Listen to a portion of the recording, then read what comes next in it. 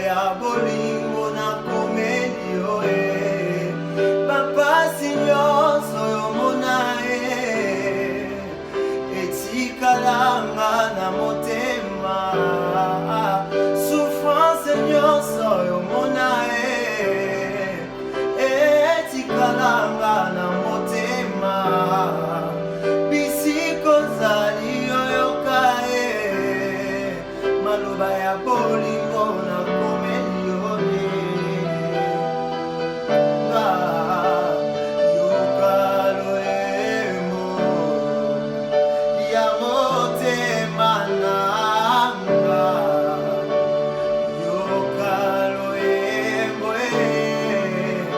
ya bolingo na yo ayoka maloba ngana memeli yo Yahweh Yahweh oh Yahweh oh Yahweh Yahweh oh Yahweh oh.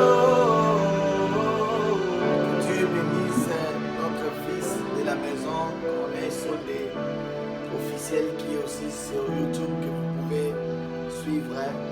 Je suis les frères Fire et Mwanakaku, homme de Dieu, père et visionnaire de la famille royale Ministry à Lemba Salongo.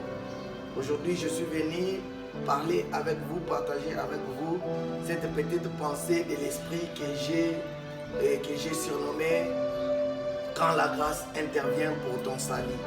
Je suis dans Ephésiens chapitre 2 pour ceux qui me suivent, les versets 8.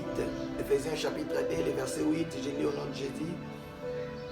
En effet, c'est par la grâce que vous êtes sauvés par les moyens de la foi, et cela ne vient pas de vous, c'est le don de Dieu. Peut-être comme j'ai dit que je vais parler d'une pensée qui est très vaste, mais que je vais essayer de transmettre ce que l'Esprit a mis à moi pour que quelqu'un soit béni et que quelqu'un puisse bien comprendre en peu de mots, en ce petit temps, ce thème que j'ai intitulé quand la grâce intervient pour ton salut. En fait, comme la Bible dit dans Ephésiens chapitre 2, à partir du verset 8, que nous sommes sauvés au moyen, par la grâce, au moyen de la foi. C'est-à-dire, vous allez comprendre que la Bible nous montre ce qui nous a sauvés. La Bible nous dit que le salut n'est pas venu par rapport à nos efforts, que le salut est venu par la grâce, c'est-à-dire que nous n'avons pas mérité le salut, mais il dit que le salut là qui est venu, nous l'avons maintenant reçu au moyen, c'est-à-dire nous avons utilisé les moyens pour les recevoir. C'est-à-dire que quand la grâce vient, même quand c'est une faveur, vous devez les recevoir et vous avez des choses à faire pour les recevoir. Et donc, voilà pourquoi moi j'ai aujourd'hui voulu vous partager des 3 attitudes ou 3 moyens que nous pouvons utiliser pour recevoir la grâce, pour recevoir notre salut qui vient par la grâce. Et tout ce que nous pouvons recevoir de Dieu au moyen par la grâce, nous devons utiliser des moyens forts et efficaces. Et c'est ce que moi j'appelle les attitudes pour recevoir la grâce. Et je vais parler des 3 attitudes. Le premier, c'est la reconnaissance de la grâce. Quand la grâce vient vers toi, la première des choses que tu dois faire, tu dois reconnaître cette grâce. Reconnaître cette grâce nous exige une chose. Quand nous parlons de la reconnaissance de la chose, nous voyons le fait de les témoigner. C'est-à-dire quand quelqu'un dit que je reconnais la grâce, nous voyons le fait de les témoigner. Alors, avant d'avancer, je vais nuancer quelque chose par rapport à la grâce. Quand la grâce vient vers nous, la grâce vient vers nous dans 2 dimensions. La première dimension, c'est la grâce de Dieu. C'est-à-dire, c'est Dieu lui-même ici qui amène sa grâce. C'est Dieu lui-même ici qui vient comme porteur de la grâce. C'est Dieu lui-même ici qui vient comme donneur de la grâce. C'est Dieu lui-même ici qui vient par cette grâce-là. C'est pourquoi j'ai toujours appelé la grâce, c'est Jésus. C'est Dieu lui-même qui vient. Mais la grâce, c'est aussi dans la deuxième dimension où c'est Dieu maintenant qui utilise un homme de grâce. C'est-à-dire, c'est le porteur de la grâce maintenant. Ici, c'est l'homme de Dieu ou un homme. C'est-à-dire, Dieu lui fait grâce pour apporter la grâce. Alors, dans la première attitude que vous devez, soit pour Dieu ou soit pour cet homme-là, c'est les reconnaître. Et dans la reconnaissance, je vois beaucoup plus les témoignages. Quand je parlais du témoignage, c'est les parler. C'est parler, témoigner cette grâce-là. C'est-à-dire, quand quelqu'un reconnaît la grâce de Dieu, il les témoigne. L'église d'aujourd'hui, nous avons banni les témoignages. Au nom de la sorcellerie, au nom de la délivrance, au nom de l'envoûtement, au nom des blocages et freinages, nous disons que je ne vais pas témoigner parce qu'on va me bloquer. Je ne vais pas témoigner parce qu'on va me compliquer. Je ne vais pas témoigner parce que Dieu n'a pas encore fait.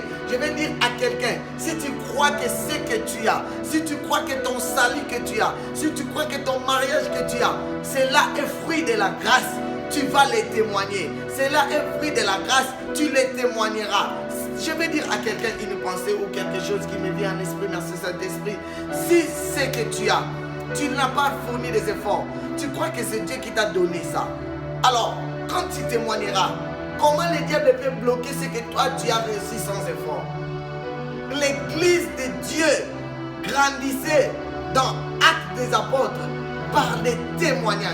L'église du Congo, l'église du monde entier, revenons avec les témoignages. Et vous allez même remarquer que quand Dieu nous envoie, Jésus-Christ nous appelle pour aller dans toutes les nations. Il dit, je ferai de vous des témoins, c'est-à-dire de ceux qui vont pour témoigner. Alors l'église d'aujourd'hui, nous sommes plus témoins. Voilà pourquoi même les miracles ne sont pas quotidiens. Quand le miracle est quotidien, le témoignage est quotidien, le miracle est quotidien. Je vais dire à quelqu'un qui témoigne chaque jour ce que Dieu fait de toi. Tu vivras la grâce au quotidien. Et ça, c'est la reconnaissance. Et le deuxième aspect dont je peux parler ou attitude que je vais parler, c'est la considération de la grâce. La considération de la grâce envers Dieu ou envers l'homme de Dieu, c'est que ça exige. La différence entre, vous allez comprendre que je parlais de la reconnaissance et la considération. Quelqu'un peut me dire que entre la reconnaissance et la considération, c'est la même chose. Mais je dirais à quelqu'un, il y a des nuances. Ce n'est pas vraiment la même chose. Parce que quand on reconnaît que c'est, par exemple, je prends l'attitude ou l'exemple de l'anniversaire. Quand je reconnais que c'est ton anniversaire, je te dis, je viens dans ton anniversaire, je te fais un câlin, je dis bon anniversaire. Mais vous allez comprendre maintenant dans la considération, il y a une nuance, il y a quelque chose qui s'ajoute. Quand on considère la chose ou quand on considère la grâce, on amène le présent. On fait des actes, on pose des actes. C'est-à-dire on ajoute quelque chose au parler. C'est l'acte. C'est-à-dire que quand on reconnaît que la grâce est venue, ou quand on considère la grâce, on fait quelque chose, on pose une acte par rapport à cette grâce-là. Aujourd'hui, je vais dire à quelqu'un que reconnaître la grâce de Dieu dans notre vie fait de nous serviteurs de Dieu, fait de nous esclaves de ce Dieu-là. Quelqu'un qui reconnaît qu'il vit ou il est ce qu'il est par grâce, il devient l'esclave de ce Dieu-là ou de celui qui l'a fait grâce. Voilà pourquoi Paul dit quelque part, c'est par la grâce ou c'est par grâce que je suis ce que je suis. Et vous allez remarquer que depuis que Paul a dit ça, Paul est devenu esclave de la grâce. Paul est devenu serviteur de la grâce. Je veux dire à quelqu'un que si tu reconnais que ton argent, tu l'as reçu par grâce, tu serviras Dieu avec cet argent-là. Si tu reconnais que ta santé, si tu es en forme, c'est par grâce, tu mettras cette santé au profit de ce Dieu-là.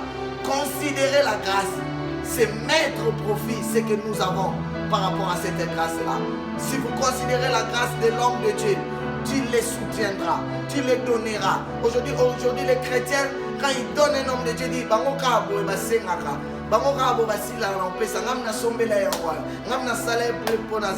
tu ne reconnais pas ce qu'il te donne. Tu ne reconnais pas ce que tu reçois. Tu ne reconnais pas sa grâce à lui. Paul a dit que si par nous vous recevez ce qui est très important, c'est-à-dire le spirituel, est-ce que cela est-elle mauvais si nous recevons de vous des choses matérielles ou périssables? Bien-aimé, ce qui vaut pour ta vie C'est la grâce que tu reçois de l'homme de Dieu. C'est la grâce que tu bénéficies de l'homme de Dieu. Reçois cette grâce-là et considère-les. Et la troisième attitude que tu peux avoir par rapport à la grâce, c'est s'attacher. Ici, je suis dans Ruth et Naomi. Naomi veut dire grâce.